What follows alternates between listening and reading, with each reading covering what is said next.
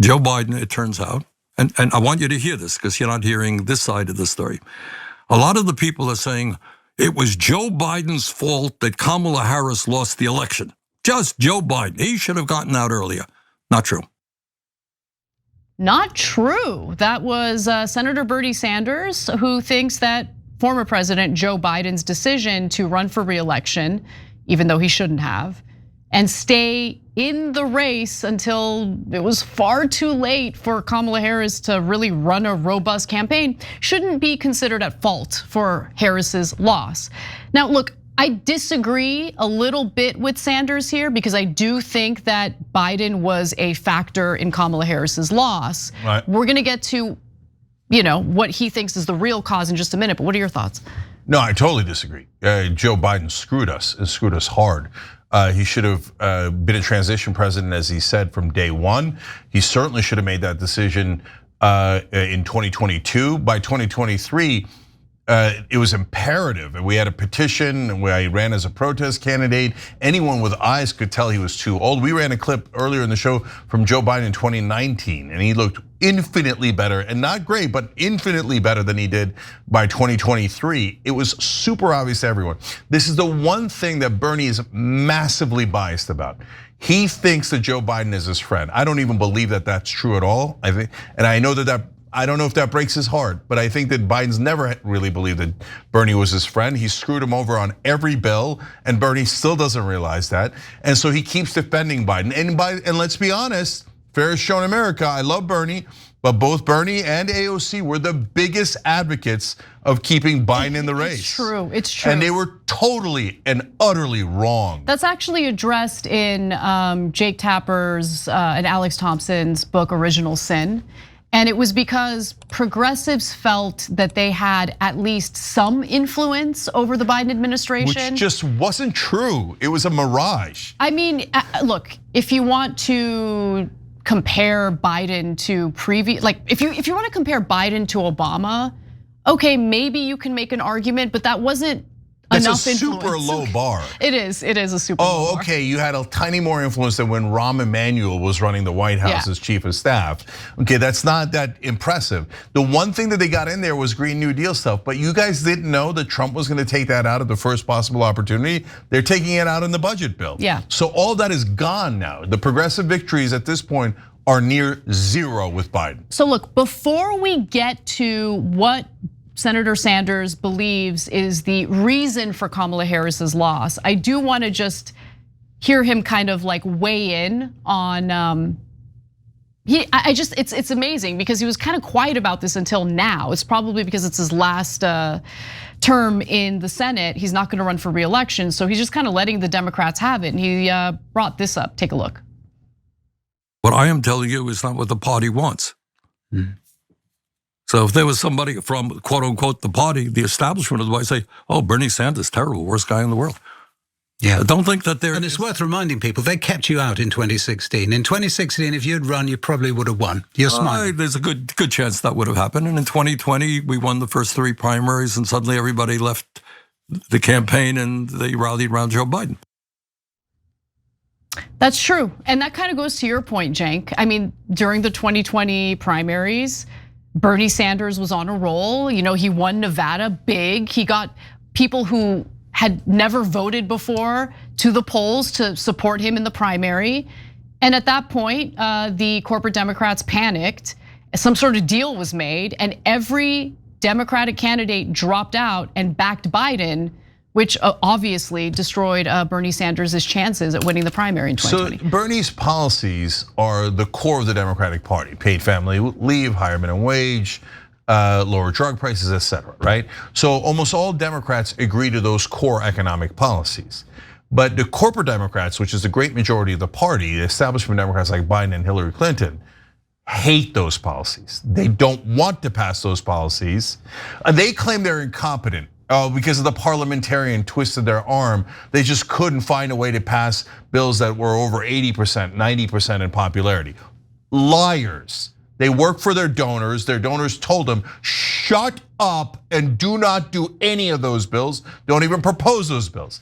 And that same donor class despises Bernie because they got a sense that Bernie would actually do those bills. And they don't want those bills. They want the voters to believe they're gonna do those bills and then do a switcheroo and go, ha, just kidding. You got another corporate Democrat, they're not gonna do anything for you. And now the Democratic leadership's polling at 19%. What did we tell you? We were right, they were wrong. They told you they were geniuses who knew how to manipulate people and get, oh boy, we're really gonna do these bills, wing. We told you they were never gonna do those bills and that they were giant liars, and then at the end they would get caught. And here we are. They got caught because they were lying all along. Now, let's get to who Bernie blames for Kamala Harris's loss in the presidential election. A lot of the people are saying it was Joe Biden's fault that Kamala Harris lost the election. Just Joe Biden. He should have gotten out earlier. Not true.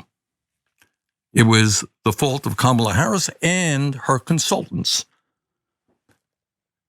Apropos of everything that I've been talking about this morning, they did not run a campaign designed to speak to the American working class. I ran all over the country trying to elect Kamala Harris and begged them, talk to the needs of the working class. Talk about raising the minimum wage to a living wage. Talk about real healthcare reform. Talk about building the kinds of massive amounts of housing that we need, putting checks on landlords' greeds on housing.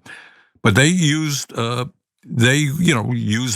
billionaire friends to get out and to basically say, Liz Cheney, who was I appreciate her courage, but she's a very conservative Republican. And, Kamala spent more time with Liz Cheney almost than with anybody else. What is that message out to working class people?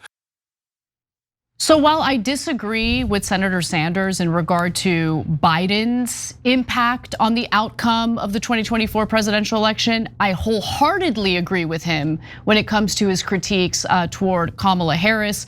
And guess what? I'm not the only one who agrees with him, because get a load of how voters feel about the Democratic Party's vision for our economic future. You would think after all of the waves, Kate Baldwin, after the last few months, the first 5 months of the Donald Trump presidency, right, the first 4 months of the Donald Trump presidency, that you expect that Democrats would have this massive lead on the economy. It ain't so, it ain't so. The party that is closest to your economic views, in November of 2023, it was the Republicans by 11 points. Now it's still within that range, still within that margin of error. Plus 8-point advantage for the Republican Party. How is that possible, Democrats? How is that possible after all the recession fears, after the stock market's been doing all of this, after all the tariffs that Americans are against, and Republicans still hold an 8-point lead on the economy? Are you kidding me? No, the voters are not kidding.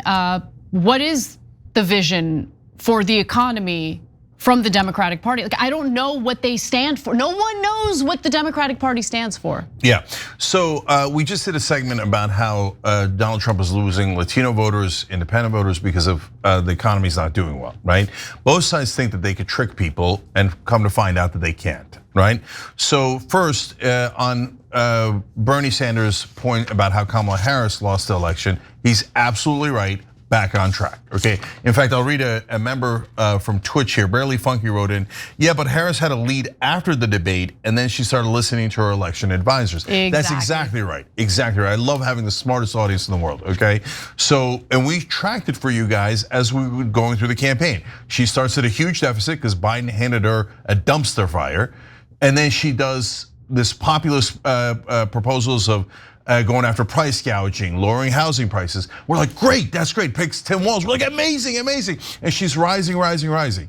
Then, as Bernie points out in the longer version there, she brings in Mark Cuban, as you saw there, Liz Cheney, and brings in the 1%ers and starts listening to her corrupt, dumbass consultants. And they tell her, oh yeah, people love billionaires. Why don't you have more billionaires and celebrities surround you, right? A bunch of idiots, losers. And Kamala Harris, since she has no mind of her own, yeah, I said it, go cry about it, all the Democratic ass kissers, okay?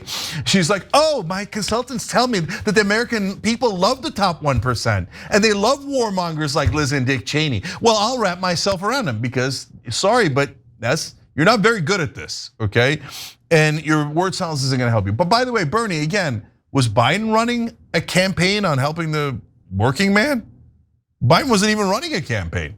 He didn't do the Super Bowl interview. Anytime you asked him, he's like, we defeated Medicare. He didn't, he ran no campaign.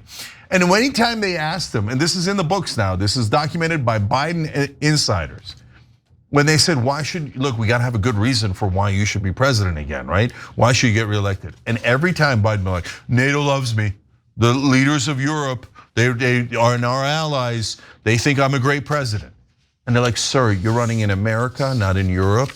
And you're gonna need to talk about the average man. No. All of the elites love me. Oh my God, what a bunch of losers. So as Trump is having trouble because the economy has not at all improved, in fact, it's gone down, the Democrats aren't gaining anything.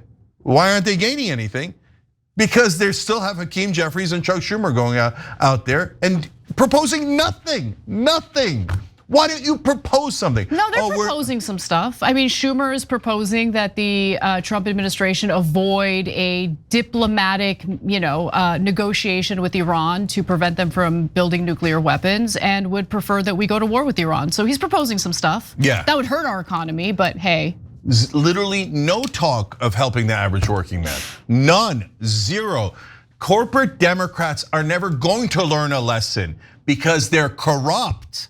They don't work for the average person. They work for the people who pay them. That's how corruption works.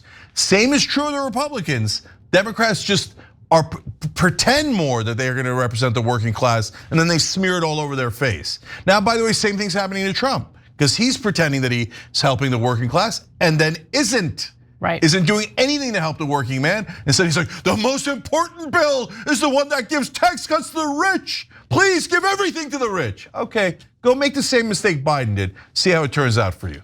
Every time you ring the bell below, an angel gets his wings. Totally not true, but it does keep you updated on our live shows.